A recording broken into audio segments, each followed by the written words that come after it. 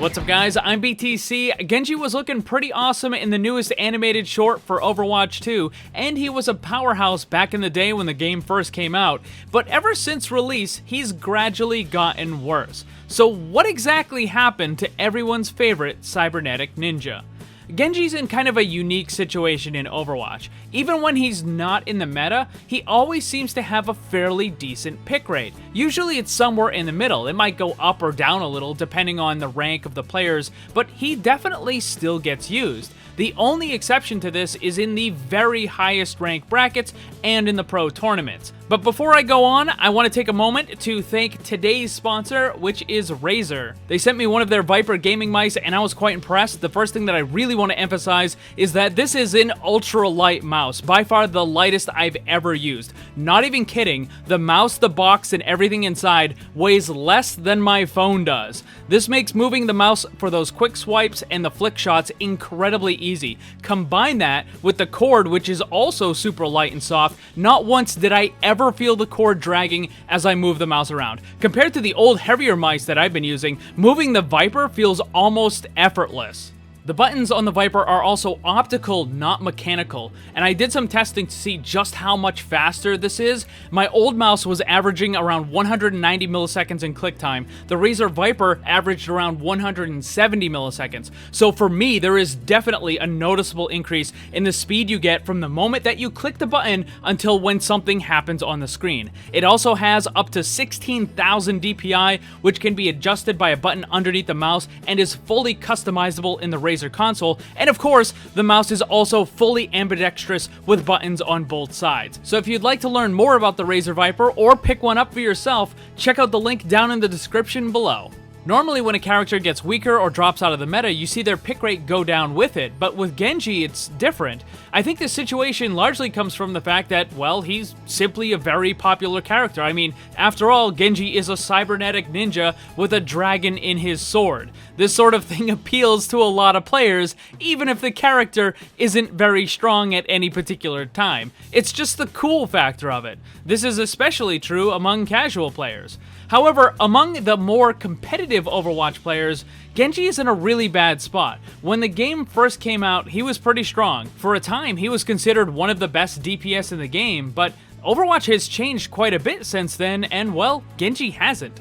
When Overwatch first came out, there was only one healer available, and that was Mercy. And then there was two off healers available, Lucio and Zenyatta, but that was it. The total healing that any team could get was quite low, especially by today's standards. The trouble for Genji began a little while after the first new hero was added to the game, and that was Ana, who was a healer capable of putting out a huge amount of single target healing. Initially, not many people used Ana, and it took a little while before people actually figured out how the character could fit in, but then we ended up with the first triple tank lineup, and also the Beyblade with Reaper, but since that time, Genji has been slowly declining in power compared to the other DPS. When more of them were added to the game, the problem for Genji only got worse. With Moira, she had a huge amount of healing and was also a soft counter to Genji. Brigitte had solid healing and was a much harder counter to him, not to mention that with Brigitte came Goat's comp, and that just completely ruined Genji's day because he really couldn't do anything for the year plus that Goat's comp was around.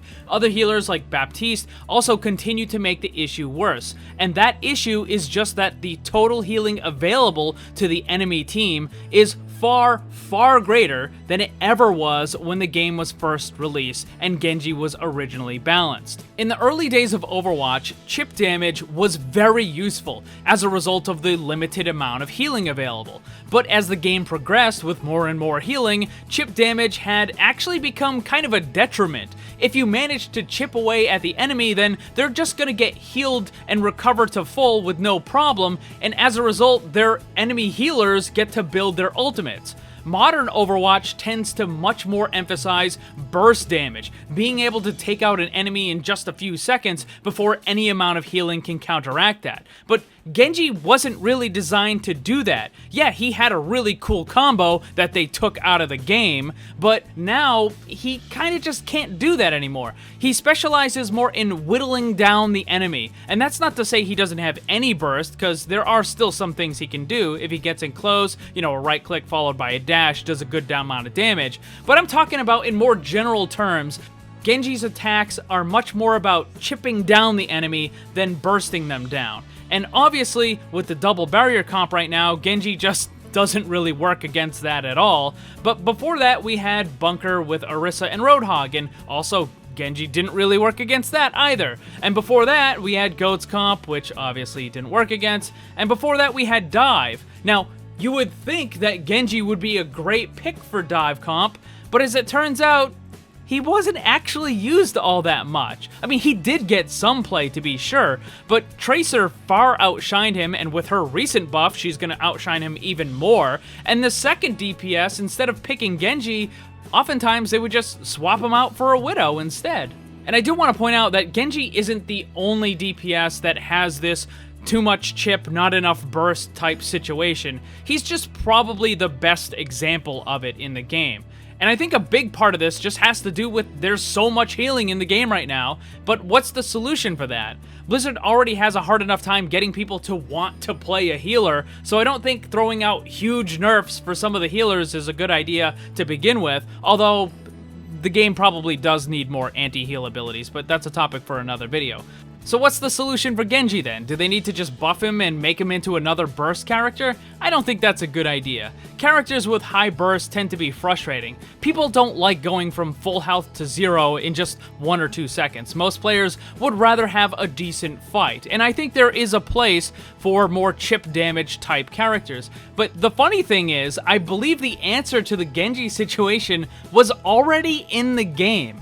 While the game was in beta, Genji had a damage over time bleed effect on his dash. You can see it right here. It was even advertised on his character page. Blizzard ended up removing it because at the time it was way too strong.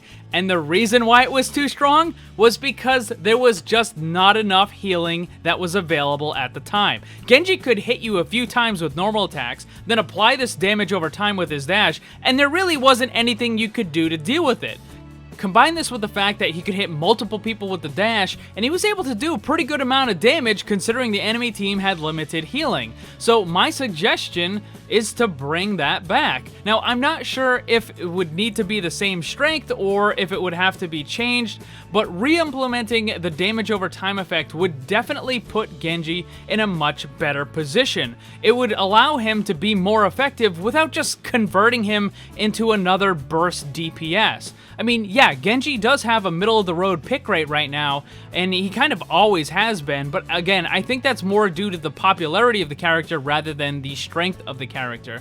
And when it comes to actual matches and gameplay, he's kind of on the lower end when it comes to good DPS. If they did re-add this, then Blizzard would necessarily have to adjust the amount of charge he needs for his ultimate, just so that he's not getting it a lot more than he is now, but that shouldn't be much of an issue. But I do think that making this change would be better than just kind of reverting some of the other stuff, right? Like, yeah, they could re-implement that combo he had where he would right-click and then quick melee and then dash and do just like huge amounts of damage to people when he's up close and stuff, and burst people down in 1 or 2 seconds. But again, that's frustrating to deal with, and there are already plenty of burst characters in the game.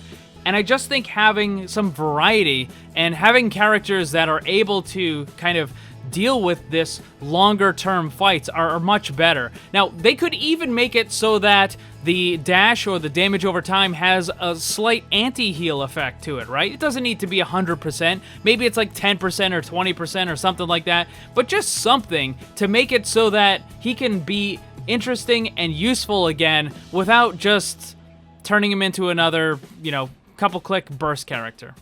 So what sort of changes would you guys like to see for Genji? Would you like to have the damage over time return to the dash? Would you rather have it apply some sort of anti-heal as it goes through?